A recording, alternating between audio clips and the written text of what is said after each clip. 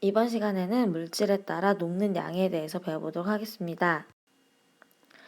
자, 이 그림을 보시면 설탕이랑 소금을 지금 물에 녹이고 있는데요. 자, 설탕은 물에 계속 녹는데 소금은 더 이상 녹지 않는 거 그림을 보고 있습니다. 자, 이 이야기는 설탕이랑 소금이랑 똑같이 녹여도 녹는 양이 다르다는 것을 알 수가 있겠죠.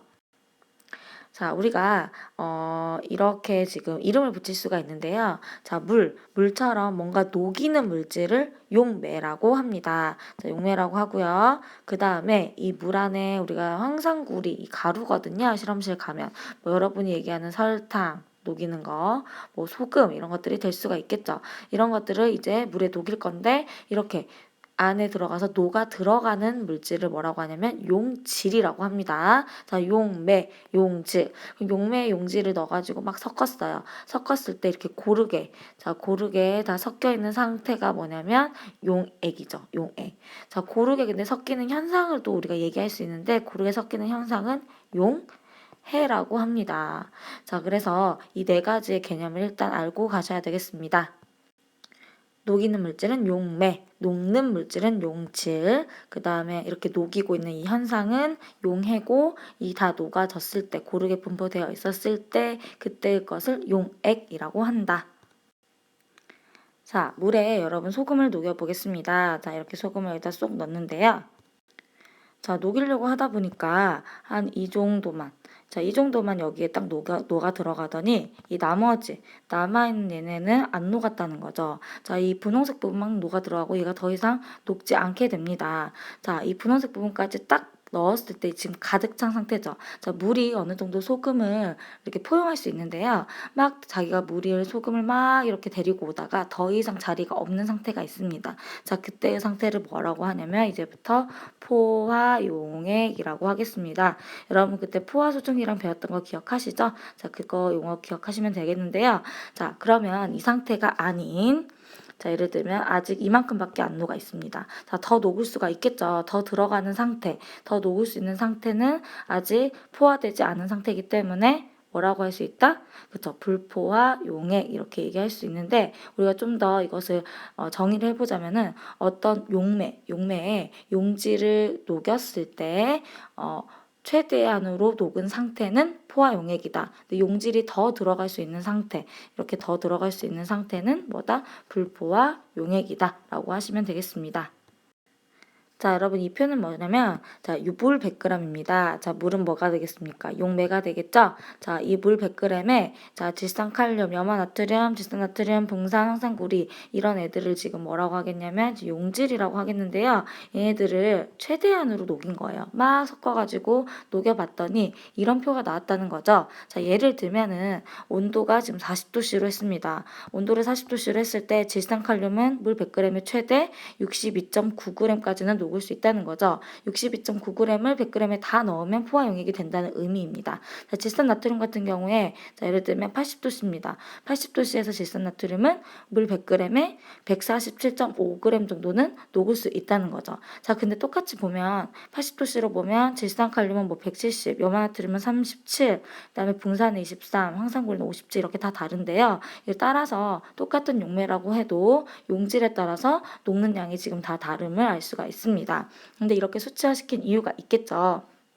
우리가 여기서 어떤 개념이 나오냐면 용해도라는 개념이 나옵니다. 아, 중요합니다. 아까 우리가 용매의 용질을 이렇게 녹이는 현상을 용해라고 했는데 이 용해도라고 하는 개념은 우리가 뭔가 기준을 세워야겠죠. 우리가 기준을 세우면 무조건 자, 물 같은 용매는 무조건 100g, 100g 안에 얼마나 녹느냐, 용질이 최대로 얼마나 녹느냐, 최대로 녹는 그램수를 가져다가 우리가 용해도라고 하는데, 자, 예를 들면은 우리가 지금 한 이런 것들의 개념이 될 수가 있겠죠. 자, 여기다 좀 당겨보면은, 자, 이 그림을 보고 선생님이 얘기해 보겠습니다.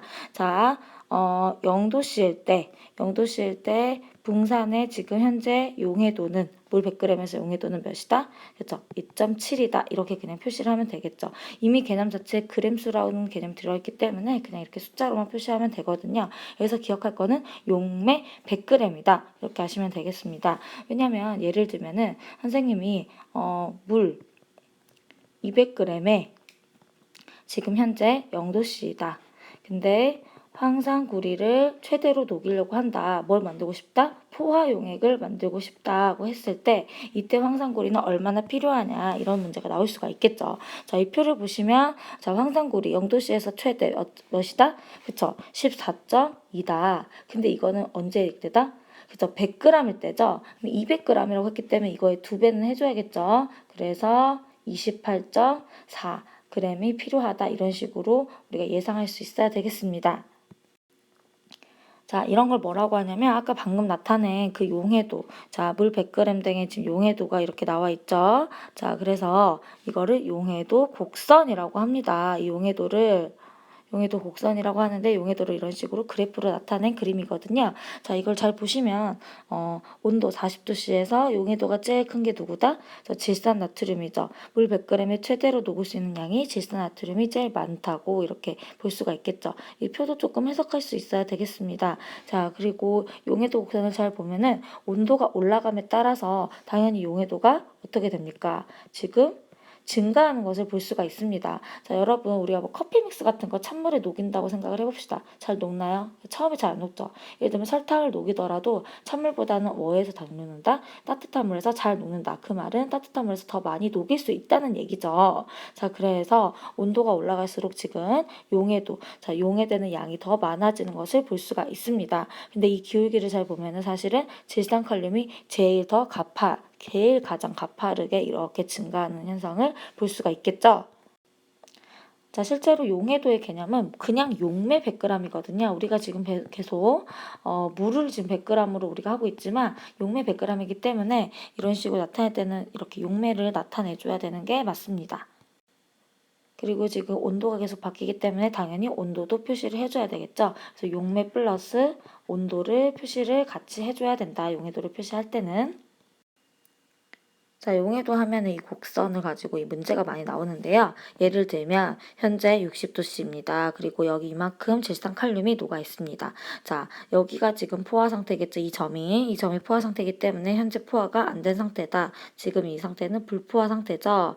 자, 60도씨에서 불포화 상태인데 얘를 포화 상태로 만들기 위해서는 몇 도씨까지 낮추면 된다? 그래서 40도씨까지 낮추면 됩니다. 우리는 포화 수증기량에서 많이 배웠습니다. 자, 이렇게 온도를 낮추는 것을 냉각이라고 하는데 여기까지 하면 괜찮아요. 여기까지 하면은 특별히 질산칼륨이 우리가 물에 녹아 있다가 갑자기 다시 가루로 튀어나오지 않습니다. 근데 얘를 온도를 더 낮췄더니 갑자기 녹아 있을 수 있는 양보다 더 많은 상태가 녹아 있기 때문에 이제 튀어나온다는 거죠. 가루로. 원래 보세요. 20도씨까지 낮췄습니다. 20도씨에서 최대로 녹을 수 있는 양은 잘 보시면 31.9죠. 근데 현재 얼만큼 녹아있다? 62.9만큼 녹아있다. 그러면 이 나머지가 어떻게 된다? 다시 밖으로 튀어나온다. 이것을 뭐라고 하냐면 지금 석출이라고 하는데 이 석출되는 양을 구하는 문제가 많이 나옵니다. 그러면 얼마가 석출되겠습니까? 현재 62.9g이 녹아있었고 원래는 31.9g만 지금 20도씨에서 녹을 수 있기 때문에 이만큼의 양이 석출되겠죠? 이걸 빼주면은 몇이 되나요? 그쵸, 약 31g 정도가 석출되는 양이라고 할 수가 있습니다. 그래서 우리가 이 부분의 유행도 많은 문제를 수업 시간에 한번 풀어보도록 하겠습니다. 자, 이번 단원에는 이제 용해도 우리가 뭐 용매, 용질, 용해, 그다음에 용액 이런 개념들을 일단 이해를 하시고 용해도 자체의 개념을 이해를 해야 됩니다. 그래야 문제가 여러분 들어오거든요. 그래서 용해도의 개념, 그다음에 이 의미가 무엇일까를 알아오시면 되겠습니다. 수고하셨습니다.